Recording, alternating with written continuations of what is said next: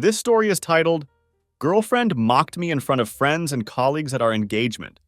I cut her off, canceled all bookings, and now she's begging for forgiveness and financial help. Hey Reddit, I'm 31 male and I was supposed to marry my fiancée Lisa, 29F last week. I'm still trying to process everything that happened. We were together for 4 years and I seriously thought she was my soulmate. I met Lisa at my buddy's pool party. She was this super outgoing girl who could light up any room she walked into. Not going to lie, she was way out of my league. Smart, gorgeous, and could make anyone laugh. Our first date was actually hilarious. I took her to this fancy restaurant trying to impress her, but they messed up our reservation. Instead of getting mad, she suggested we go get tacos from a street vendor and eat them in the park. That's when I knew she was different from anyone I dated before. The first 3 years were amazing, like the kind of relationship you see in those cheesy posts online where everyone calls it fake because it's too perfect. She was always there for me when things got rough. When I lost my grandpa last year, Lisa took care of everything. She called my boss to get me time off, made sure I ate, and even organized all the family arrangements so I could just focus on grieving. She'd leave little notes in my lunch when I had big meetings at work. Once she even learned how to make my mom's lasagna recipe because she knew I missed home cooking. Lisa was also super fun to be around. We'd have these random adventure days where we'd just drive somewhere without planning anything. She taught me to stop being so serious all the time, to enjoy life more. My friends loved her because she always made our game nights more fun. My sister never really got along with Lisa, though. She never said anything directly, but I could tell there was tension there. I didn't think it was a big issue at the time. Things started changing about 6 months ago. It was small stuff at first. She started bringing up her ex Kevin more and more. Like we'd be watching TV and she'd randomly say, "Oh, Kevin loved this show," or "Kevin could never understand shows like this. He was so basic." At first, I didn't think much of it. Everyone talks about their exes sometimes, right? Then her pranks started getting worse. Lisa always liked jokes and pranks, but they used to be fun ones we'd both laugh at.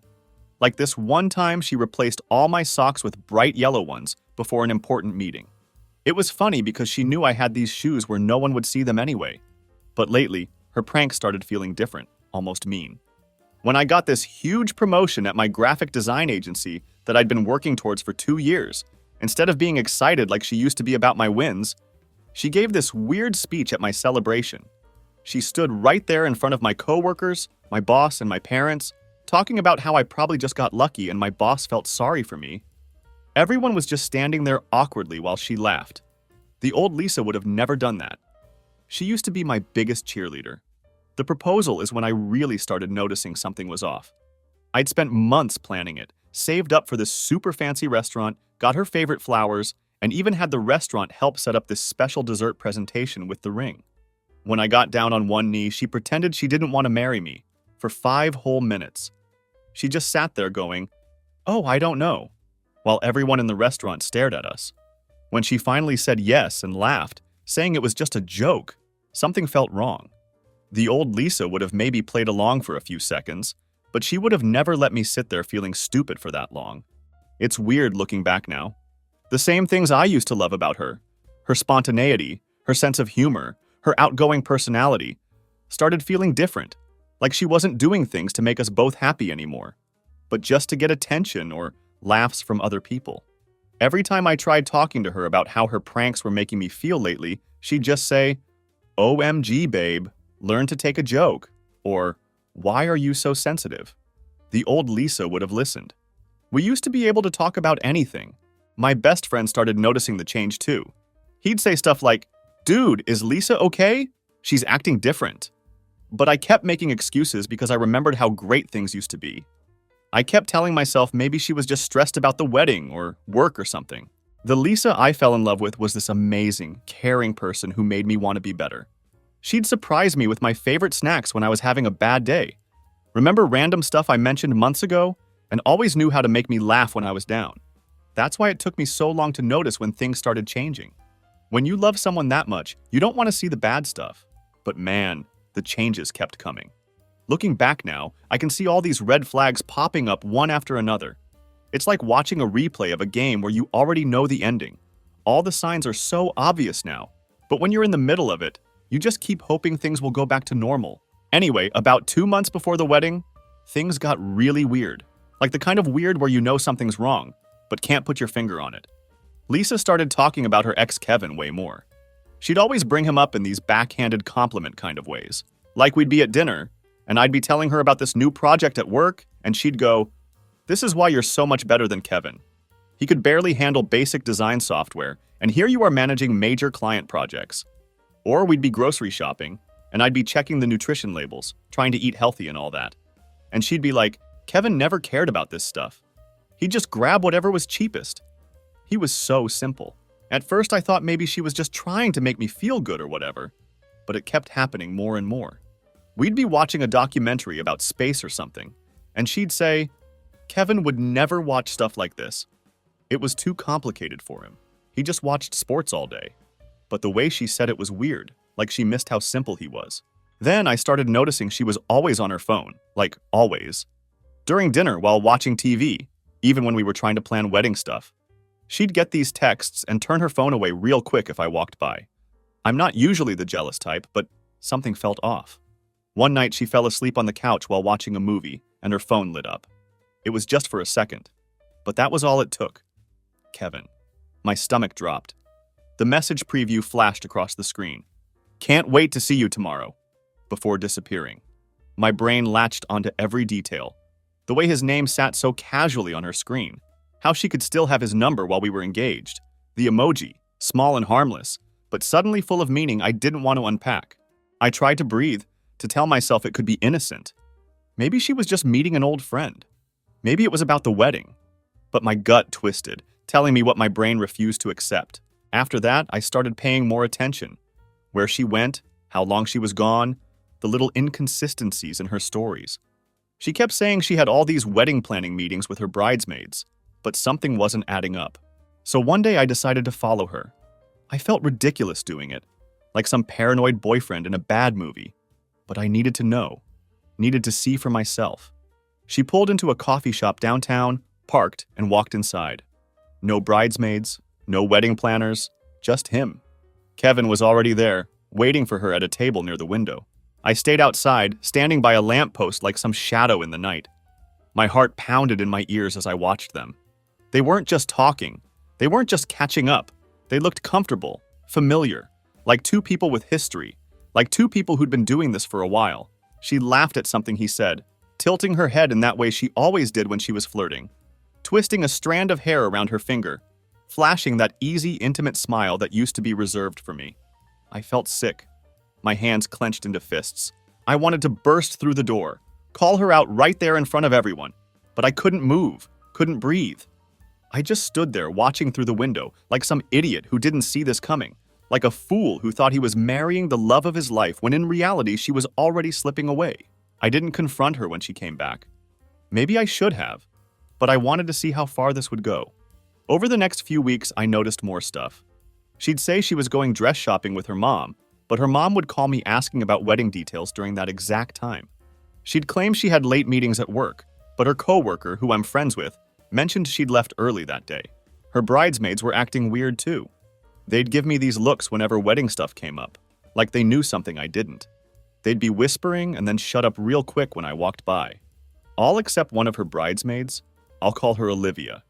She's this quiet bridesmaid who works at my company. She always seemed uncomfortable when the other bridesmaids were giggling about something. I remember this one time we were at the wedding venue doing some planning, and Lisa was going on about how Kevin could never afford a place like this, how he still lived in his college apartment with roommates. But she had this weird tone, almost like she thought it was cute. Then she looked at me and said, "That's why you're so much better, babe. You've got actual ambition." Kevin was just simple. But the way she said simple, it was like she was remembering something nice. Olivia pulled me aside that day, looking really nervous. She started saying something like, "Look, there's something you should..." But Lisa came back right then, and Olivia just walked away real quick. The final straw was when I overheard Lisa on the phone in our backyard. She thought I was at work, but I'd come home early with a headache. She was laughing about something and said, "Yeah, he has no idea. He thinks I'm at wedding planning meetings." Then she saw me through the window and hung up super fast, tried to play it off like she was talking to her sister about a surprise for me. I knew right then our relationship was over, even before I knew exactly what was going on with her and Kevin. before I found out about her stupid prank plans, before any of the wedding day stuff. I knew we were done. The trust was just gone. But here's the thing. I didn't say anything. Call me petty, but I wanted to see what she was planning. All these secret meetings, all these weird comments about Kevin, all these giggly bridesmaids. Something was coming. And with the way Lisa loved her pranks, I had a feeling it was going to be something big. I just didn't expect it to be what it was. Looking back, maybe I should have just confronted her. Maybe I should have called off the wedding right then. But honestly, I'm glad I didn't. So there I was, about 3 weeks before the wedding, sitting in my car outside that coffee shop where Lisa was meeting Kevin again, and I just knew I needed to do something. I'm not usually the type to plan ahead. Honestly, Lisa was always the planner in our relationship, but something in my gut was screaming that I needed backup. I called my buddy Ryan. Now, Ryan's this corporate lawyer who's always telling these crazy stories about divorce cases he's worked on. We went to college together, and he's seen Lisa's pranks firsthand, like this one time at his birthday party where she pretended to be a singing telegram person and embarrassed him in front of his whole law firm. He never really liked her after that, so I called him while watching Lisa laugh at whatever Kevin was saying. Dude, I need help. I think Lisa's planning something for the wedding, and it's not going to be good. Ryan was quiet for a minute, then said, "Come to my office now." I'll never forget sitting in his fancy office while he just listened to everything. When I finished, he looked at me real serious and said, "We need insurance." Then he pulled out this legal pad and started writing. "Look," he said, "I can't stop her from whatever she's planning, but we can make sure she regrets it if she tries anything." We spent like 4 hours in his office drafting this completely fake prenup. Ryan said it wouldn't hold up in court for even 5 minutes, but it looked super official. Had all these fancy legal words that I didn't even understand. The important part was this specific clause about public humiliation. I still have a photo of it on my phone. If either party engages in deliberate public embarrassment or humiliation of the other party before the signing of this contract, all jointly planned financial obligations will be immediately nullified, and the offending party must issue a public apology. Ryan even put in all these detailed definitions of what counts as public humiliation and financial obligation. He added some fake case law references too, made it look like one of those 50-page contracts nobody ever reads. The best part? He put this official-looking stamp on it and had his secretary notarize it just to make it look more legit. Lisa always just signed whatever was put in front of her. She even admitted once she never read her own apartment lease. Ryan said she'd never know it was fake. I kept the prenup in this black folder and gave it to my best man, Greg, to hold on to. I told him to keep it with him during the wedding, just in case. Greg thought I was being paranoid, but he's known me since we were kids and could tell how worried I was. The whole time we were doing this, I felt kind of guilty. Like maybe I was going too far. Maybe I was just being paranoid. But then I'd remember how Lisa was still meeting Kevin behind my back, still lying about where she was going, still acting weird with her bridesmaids. And I didn't plan to use it unless something happened during the wedding. Olivia, the bridesmaid from my work, actually came to my office one day looking super nervous. She started saying something about how she couldn't keep quiet anymore, but then Lisa called her phone right at that moment. The look on Olivia's face when she saw Lisa's name pop up. I knew whatever was coming wasn't good. I also started noticing more stuff at home. Lisa was having these long phone calls in the bathroom with the shower running. She'd close her laptop super fast when I walked into the room. One time, I saw her deleting text messages when she thought I was sleeping. The weird thing was, she was also being extra nice sometimes, like randomly bringing home my favorite takeout or suggesting we watch my favorite movies. Looking back, I think she was feeling guilty, or maybe she was just trying to throw me off. I don't know. I remember the night before the wedding, sitting in my parents' house. Lisa insisted we do the whole not seeing each other before the wedding thing. I was looking at that black folder with the prenup, and part of me hoped I'd never need to use it. Like maybe I was wrong about everything. Maybe Lisa really was just planning some silly surprise. My mom came in and saw me staring at the folder. She didn't know what was in it, but she could tell something was wrong. She sat down next to me and said, "You know you don't have to go through with this if you're not sure." I just told her everything was fine. I put the folder in Greg's bag that night and told him to keep it close during the ceremony. He made this joke about how it was like in the movies, where someone always objects at the wedding, but neither of us was laughing. The whole time I was getting ready the next morning, I kept thinking about that folder, hoping I wouldn't need it, but also feeling weirdly calm knowing it was there just in case. The morning of the wedding was actually perfect, like weirdly perfect. Everything at the venue looked amazing. All the decorations were exactly how Lisa wanted them. The whole time I was getting ready with my groomsmen, I kept thinking maybe I was wrong about everything. Maybe I was just being paranoid. Greg, my best man, kept checking on the folder like it was his job. He'd pat his bag every few minutes, making sure it was still there. My other groomsmen thought he was checking for the rings and kept making fun of him for being so nervous. My mom was already crying before the ceremony even started. Happy tears, she thought. My dad kept straightening my tie even though it was fine. Looking back now, I think they both knew something was off but didn't want to say anything. I remember standing at the altar, watching everyone take their seats. Lisa's bridesmaids were all giggling and whispering to each other, all except Olivia, who looked like she was about to throw up. She wouldn't even look at me. Then the music started playing and everyone stood up. Lisa walked in with her dad and honestly, she looked beautiful, like actually perfect, which just made everything that happened next so much worse. The ceremony started normal. The priest was doing his thing, talking about love and commitment and all that.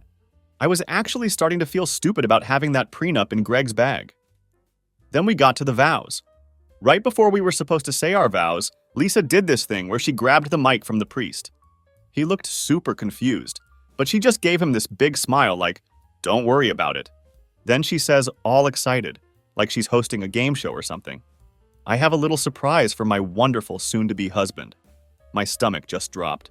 Greg immediately put his hand on his bag where the folder was. I saw my dad sit up straighter in his seat. Lisa turns to face all our guests with this huge smile and goes, "Ladies and gentlemen, let's give a warm welcome to the real love of my life." The doors at the back of the venue open, and in walks Kevin, like he was in some kind of movie or something, just strolling down the aisle with this stupid grin on his face, while everyone's turning around in their seats, trying to figure out what's happening. My mom gasped so loud you could hear it across the room. My sister actually stood up like she was ready to fight someone. One of my aunts just said, "Oh no," really loud. But Lisa wasn't done. She's standing there beaming, like she just won an award or something, and starts going on about how she just couldn't say, "I do," without making sure Kevin approved first, because he was such a big part of her life. And they'd been talking a lot lately.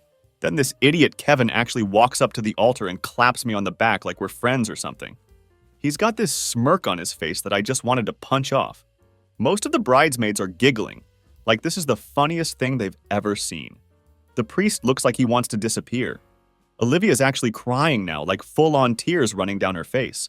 But Lisa wasn't done, not even close. She pulls out her phone and goes, "Oh, and I have something else to show everyone." She started scrolling through this group chat with her bridesmaids. "Look, babe," she says, showing me her screen. "We've had this little pool going. The girls and I have been taking bets."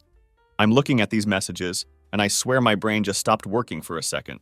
These girls who were supposed to be helping Lisa plan our wedding had been betting actual money on whether she'd go through with it. One of her bridesmaids had bet $200 that Lisa would fake cold feet right before the ceremony. Another had $150 on me crying at the altar. Natalie had bet $300 that Lisa would pull something epic. Her exact words. They had this whole spreadsheet going with odds and everything. Like they were betting on a football game instead of someone's wedding, someone's life. The worst part? There were messages from months ago. This wasn't some last-minute joke. They'd been planning this for months. All those wedding planning meetings? They were probably sitting around planning how to humiliate me. Lisa's scrolling through the chat, laughing and pointing out different bets. "Oh, look, Natalie almost got it right. She said I'd bring a surprise guest. That's close enough to count, right?" Kevin's still there, looking at the phone over Lisa's shoulder and laughing like this is the funniest thing he's ever seen. "Man," he says, "you really went all out for this one." I look around the room. Some of the guests start whispering. I can see phones coming out, because of course people are recording this. This is probably going to end up on social media in like 5 minutes. And Lisa, she's just standing there in her perfect white dress, waiting for me to laugh. Like this is just another one of her pranks that I'm supposed to brush off. Like she didn't just destroy our entire relationship in front of everyone we know. "Come on, babe," she says, poking me in the side. "You're not mad, right? It's just a joke. Kevin's not really going to object or anything unless..." She looks at Kevin, and they both start laughing again. I glance at Greg, and he's already got the folder halfway out of his bag. But Lisa's still not done. She turns to the guests and goes, "Oh, should I tell them about the backup plan?" You know, in case he actually got mad, that's when I knew this wasn't just a prank gone wrong. This wasn't just Lisa being Lisa. This was straight up cruel. She'd spent months planning how to humiliate me in front of everyone I care about. She'd involved her friends, her ex, probably half the people in this room. I looked at her standing there, looking so proud of herself. And I didn't see the girl I fell in love with anymore. I saw someone who thought my feelings were a joke. Someone who'd rather get laughs than have love. And that's when I decided. If she wanted a show, I'd give her a show. I smiled at her. The calmest smile I've ever smiled in my life. She actually smiled back, probably thinking I was finally getting into the joke. I turned to the priest, who honestly looks like he wants to resign from the church right there. Hey, I say super politely, do we have that table set up for signing the marriage license? I need to grab something real quick. The priest just points to this little table off to the side, probably thinking I'm about to make this whole thing even worse. I walk over to Greg. The room is dead silent now, like everyone's holding their breath. Lisa's still got this huge smile on her face, but I can see she's getting confused. This wasn't part of her script. I pull out this black folder, the one Ryan helped me prepare. It looks super official. I hold it up so everyone can see it. Ladies and gentlemen, I say, using my best meeting presentation voice, before we go any further, I'd like to share a document with my dear fiancé. Lisa tilts her head like a confused puppy. Wait, what? I start walking back to the altar, taking my sweet time. My hands aren't even shaking. I'm just ready. See, Lisa? I say real calm, like I'm explaining something to a kid. I had my lawyer draft up a little agreement before the wedding. Just a small precaution, you know, just in case you ever decided to do something like this. I hold up the contract so everyone can see the official-looking stamp at the bottom, the one Ryan's secretary put there. Lisa's face starts losing color. What the hell is that? She asks. Her smile's finally starting to crack. Oh, just a little clause, I say, pretending to flip through the pages. See this part right here?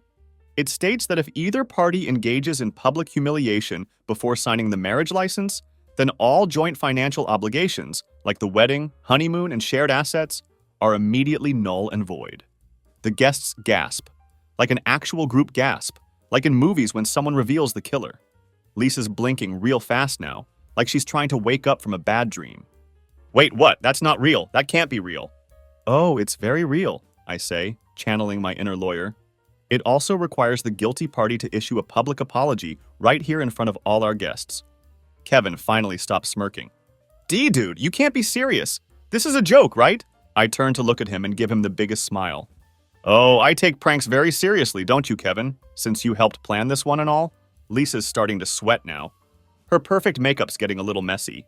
Babe, this is crazy. You're not actually mad, are you? That's when I delivered the line I'd been practicing in my head since I saw her with Kevin at that coffee shop. Why would I be mad, Lisa?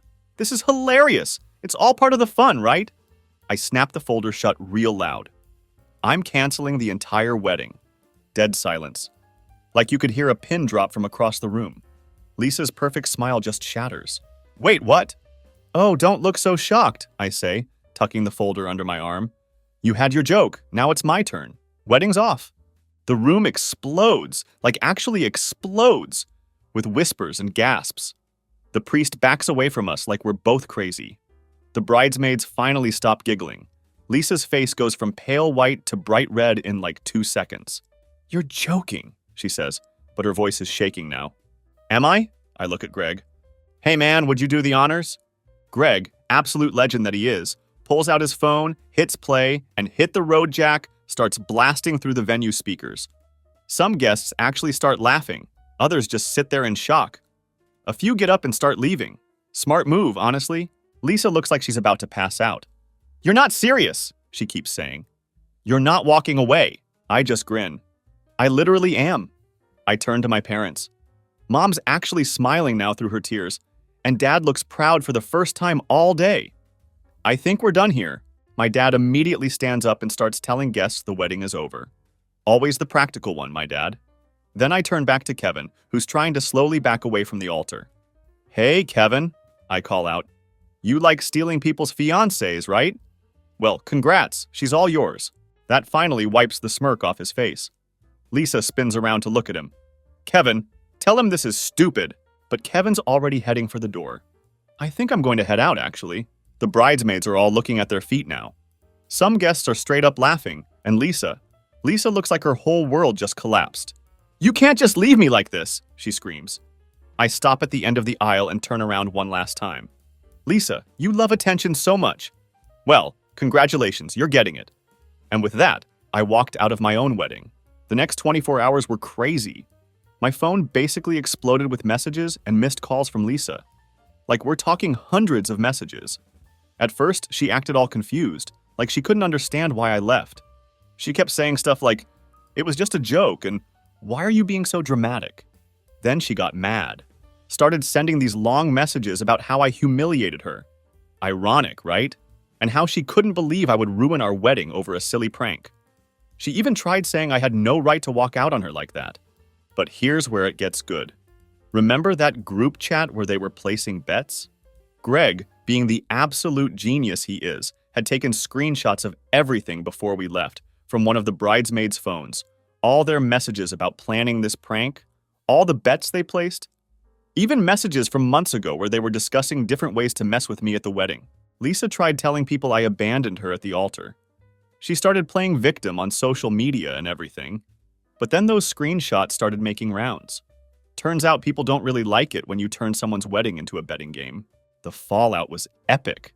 Those bridesmaids who thought it was so funny, they started panicking when they realized people could see their messages. Natalie, the maid of honor, actually lost a job opportunity because the screenshots got sent to her potential employer. Guess they didn't want someone who thought humiliating people was funny. Lisa's parents called me the next day. Her mom was crying, saying she had no idea Lisa would do something like this. Turns out they'd warned her not to pull any stunts at the wedding. Her dad actually apologized to me and said he understood why I did what I did. Then the money stuff hit. Lisa started demanding I pay her back for wedding costs. That made me laugh because I'd paid for almost everything. The venue, my card, the catering, my account, that fancy honeymoon she'd been bragging about to everyone, all booked under my name. One phone call to each place and it was all canceled. The venue manager was actually super understanding. He said he'd seen some crazy wedding stuff, but this was a new one. The honeymoon cancellation hit her hard. She'd already posted all over social media about our amazing 2 weeks in Bali. Now she had to explain to everyone why she wasn't posting beach pictures. Her bridesmaids started distancing themselves real quick. Funny how fast people disappear when they realize they're going down with you. Even the ones who were in on the whole thing suddenly didn't want anything to do with her. Kevin ghosted her completely. Wouldn't answer her calls or texts. Guess he didn't find it so funny anymore when people started asking him why he thought ruining someone's wedding was okay. Olivia finally told me everything, and man, I could see the guilt weighing on her. She wasn't like the others. She never laughed at Lisa's pranks, never joined in on the group chats, never once thought humiliating someone was funny. She admitted she'd known about the plan for weeks, but felt trapped, torn between speaking up and risking Lisa turning on her. She told me how she'd tried to warn Lisa, begged her to call it off, but Lisa just brushed her off, saying it would be hilarious to see my reaction. Kevin, of course, had no problem playing along. Probably thought it made him look cool or something. But Olivia, she hated every second of it. She told me she barely slept the night before the wedding, sick with anxiety, knowing what was coming. And when she saw me standing at the altar, oblivious to the setup, she said she wanted to scream, to stop it before it happened. But she froze. As she talked, her voice was quiet, full of regret, like she thought I'd hate her for not doing more. But for the first time in months, I saw something I hadn't seen in a long time. Actual common sense. Someone who didn't just go along with the crowd. Someone who cared about how people felt.